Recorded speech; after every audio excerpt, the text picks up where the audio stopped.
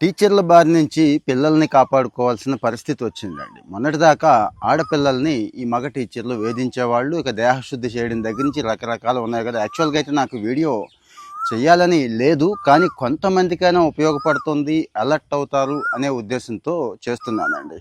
ఒక 5వ తరగతి చదివే కుర్రాడు, 10 ఏళ్లే కదా. ఈ 10 ఏళ్ల కుర్రాడిని ఒక టీచర్ పట్టుకుపోయిందండి, అంటే లేపుకుపోయింది అనొచ్చేమో. సో ఆ పిల్ల ఎవరు అంటే ఆ టీచర్ ఎవరు అంటే అక్కడ స్వయంగా ఆ కుర్రాడికి ట్యూషన్ చెప్పే టీచరు, క్లాస్లో కూడా అదే టీచరు. అంటే ఇంటిమసి రోజు రోజుకి పెరిగిపోయి ఆ పిల్లాడికి ఆ మాట ఈ మాట చెప్పి వాడిని పట్టుకొని వెళ్ళిపోయింది. అక్కడ గుజరాత్లో పూనాగం అనే ఏరియాలో ఉన్న స్కూల్ టీచర్ ఈవిడ ఈ పిల్లాడిని పట్టుకుపోయి 3-4 రోజుల తర్వాత జాగ్రత్తగా పోలీసులు నానా కష్టాలు పడి ట్రేస్ చేస్తే ఎక్కడో రాజస్థాన్ బోర్డర్లో దొరికారండి.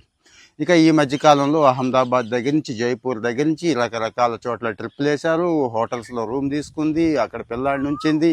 ఆ పిల్లాడిని అయితే శారీరకంగా ఈ మహాతల్లి వేధించిందంటండి. శారీరకంగా చాలా దారుణంగా వేధించిందని చెప్పి అంటే దొరికాక ఆ పిల్లాడు చెప్పాడు. సరే ఈవెన్ కూడా పిలిచి కూర్చోబెడితే మొత్తం డీటెయిల్స్ అన్నీ చెప్పింది. ఎక్కేటప్పుడే అంటే ట్రైన్ ఎక్కేటప్పుడే పిల్లాడిని తీసుకొని పారిపోయేటప్పుడే ఫోన్ స్విచ్ ఆఫ్ చేసింది, కానీ 2వ నెంబర్ మర్చిపోయినట్టుంది. అలా దొరికేసింది, ట్రేస్ చేసేశారు. ఏంటి పరిస్థితి అంటే ఒకసారి ఆలోచించండి.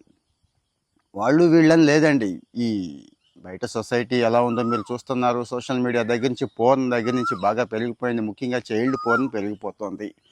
ఇక్కడ ఏం జాగ్రత్తలు పడాలంటే ఆడపిల్ల మగపిల్ల అనేది పక్కన పెడితే పిల్లవాడి ప్రవర్తన ఎలా ఉంది అంటే టీచర్ ప్రవర్తన ఎలాగో మనం కనిపెట్టలేం కదా. ఇంట్లో పిల్లవాడి ప్రవర్తన ఎలా ఉంది, పిల్ల ప్రవర్తన ఎలా ఉంది, ఏమైనా అనవసరమైన అట్రాక్షన్కి లోన్ అవుతున్నారా అనేది ఒకటి ఐడెంటిఫై చేయండి. రెండోది, ఆ పిల్లలు స్వేచ్ఛగా మనసు విప్పి మనతో అన్ని విషయాలు చెప్పుకోవడానికి, కొంతమంది తల్లికి దగ్గర కొంతమంది తండ్రికి దగ్గర ఉంటారు కదా, అన్ని విషయాలు క్లాస్ రూమ్లో పిల్లలు ఏం మాట్లాడుకుంటున్నారు దగ్గర నుంచి, టీచర్స్ దగ్గర నుంచి బయట విషయాలు కానీ మాట్లాడుకుంటున్నటువంటి విషయాల్ని మనం అంటే మనకి చెప్పగలిగే స్వేచ్ఛ మనం వాళ్ళకి ఇచ్చినట్టయితే చక్కగా చెప్తారు. ఈ పరిస్థితి అయితే రాదు. సో మరి ఫోన్ వాళ్ళ చేతికి ఇస్తున్నాం, వాళ్ళు రకరకాలవి చూస్తున్నారు. ఇక టీచర్స్ అంటే ఇక్కడ టీచర్స్ గురించి నేను కామెంట్ చేయట్లేదు, కానీ ఇక రకరకాల వాళ్ళు సొసైటీలో ఉన్నారు. పరిస్థితి ఏంటి అంటే ఇదేనండి. మనం ఆ వయసుకి, ఏ వయసుకి ఆ వయసుకి చాలా విషయాలు వాళ్ళకి చెప్పాల్సి ఉంటుంది, అవి కూడా చెప్పలేకపోతున్నాం. ఈవిడ మీద అయితే పోక్సో కింద కేసు రిజిస్టర్ చేశారు. ప్రస్తుతానికి ఇంకా డీప్ ఇన్వెస్టిగేషన్ అయితే జరుగుతోంది.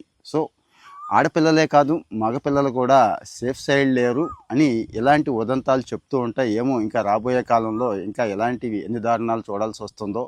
అందుకే కాస్త ఇప్పటి నుంచే పిల్లల ప్రవర్తనని అబ్జర్వ్ చేయండి అని చెప్పడం నా ఉద్దేశం. కామెంట్లో మీ ఒపీనియన్ కూడా చెప్పండి. Thank you.